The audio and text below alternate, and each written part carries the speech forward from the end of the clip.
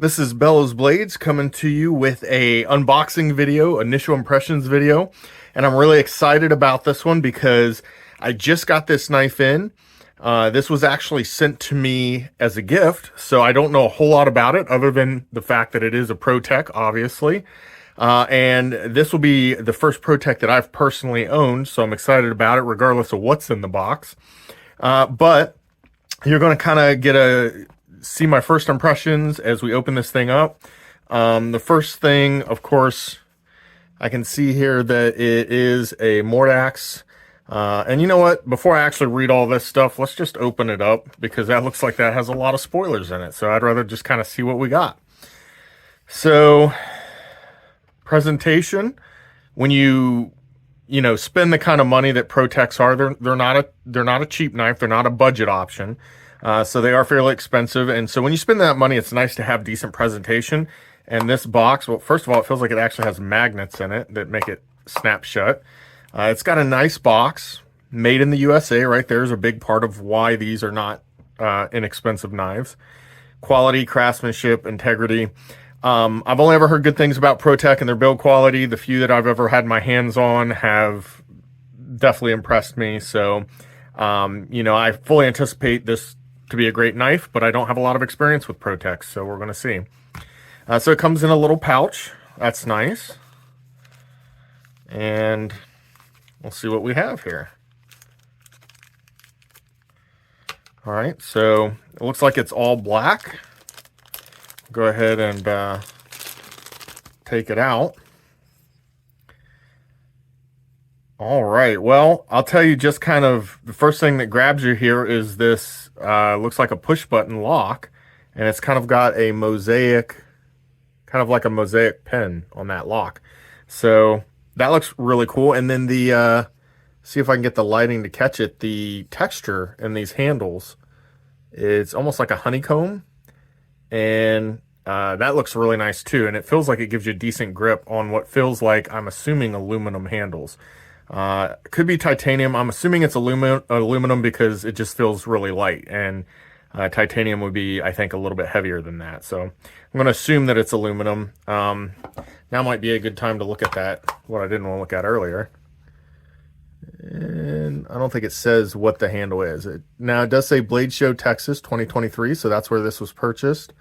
And it looks like this is a run of 100, so number 42 of 100. But yeah, it doesn't say, it just says textured handle. Magnacut blade, which I'm getting ahead of myself here, I think. Yeah, so ProTech on the one side, USA. So you can see, that there. Maybe you can, if I can get that. There we go. And then there's some writing on the other side, and that is the Blade Show Texas 2023, number 42 of 100. And it does say Magnacut on the blade. So Magnacut, of course, right now, ooh, that was nice. Nice, smooth flipper action. I was about to talk about Magnacut, and then I opened that thing. You can see this has really good action on it. Just drops, it snaps open and drops shut freely. So, I mean, I wouldn't expect anything less, but that's really nice action on that thing.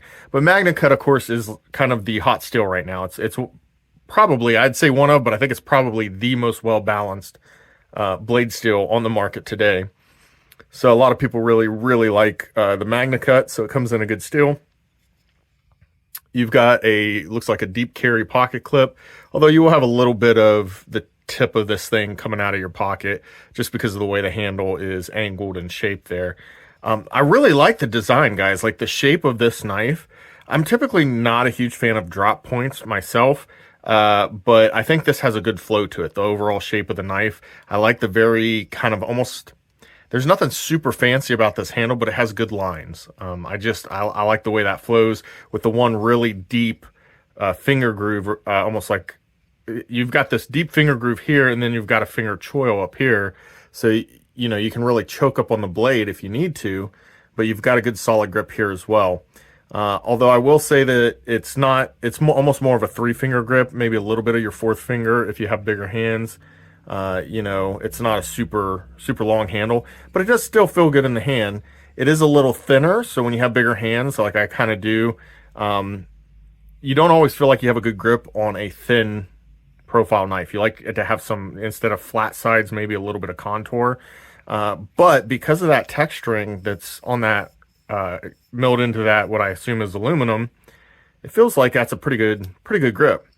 But really the whole, the whole wow factor of this thing is that action. Just really nice action. And you know, ProTech made their name with automatic knives.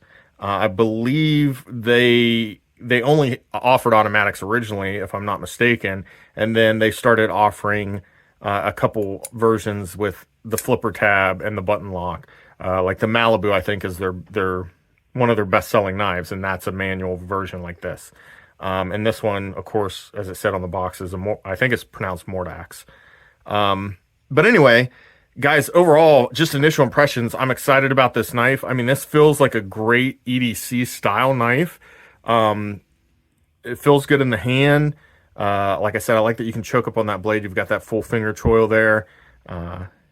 It feels definitely sharp. I didn't bring anything like knives to compare it to. I didn't bring paper to cut, nothing like that, because I just really wanted this to be first impressions. I'll do another follow-up video once I've had a chance to carry it and kind of get a better feel for it. I'll do a full review of it later.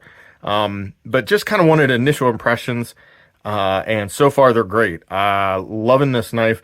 I will say that for a knife that I'm going to use a lot, I don't typically like the DLC blades. I don't like the coated blades. And that's because that coating, no matter how good it is, inevitably it'll wear, and it'll show those signs of wear really obviously.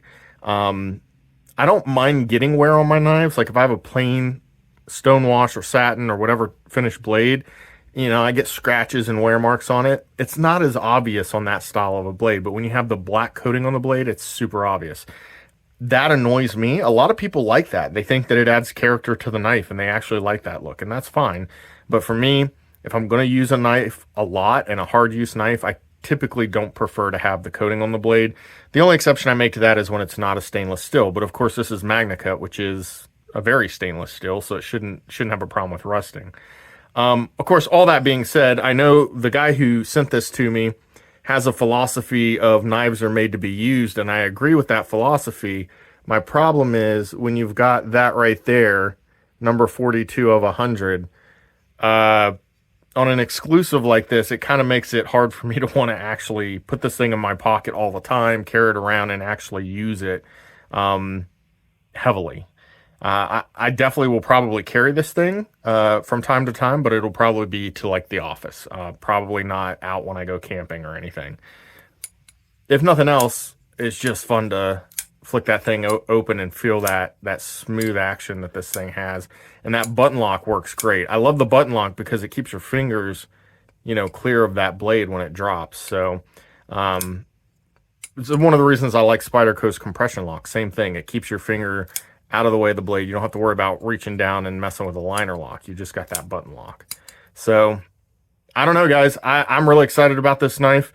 Again, this is kind of an exclusive version made, it looks like, for the 2023 Blade Show in Texas. So, but the knife itself, just looking at it as this particular model, the Mordax, I think it's an impressive knife. These are pricier, like I said. They're all quality craftsmanship, good materials, good blade steel. Are they worth the price? Well, you're looking at basically Benchmade prices here. So if you're willing to spend it for a Benchmade, I don't see why you wouldn't spend it for a ProTech. If you're somebody who just can't spend the kind of money that you spend on things like higher end Spyderco's, Benchmades, ProTechs, that's understandable. I get that, and that's why I review other stuff on the channel that is in a more of a budget range. This is not a budget knife. But that being said, yeah, guys, I am really liking this knife. So we'll have to see over time if that holds true and how much I actually end up carrying this thing. I have a feeling that my tendency is going to want to be to baby it a little bit because of that, you know, serialized edition like this where you've only got 100 of them that were made. It just seems a shame to really mess with that one too much. But we'll see. I do agree knives were made to be used, and this thing just feels like it's going to be really fun to carry. So it may end up seeing more time in my pocket than I think. We'll see. But anyway, that's my first impression. I will do a full-length review on this later on, and we will check that out, do some size comparisons, specs. Once I know a little bit more and have a chance to kind of figure out what everything is on the knife, we'll do a full review. But those are my initial impressions, guys. I'm super excited about this knife.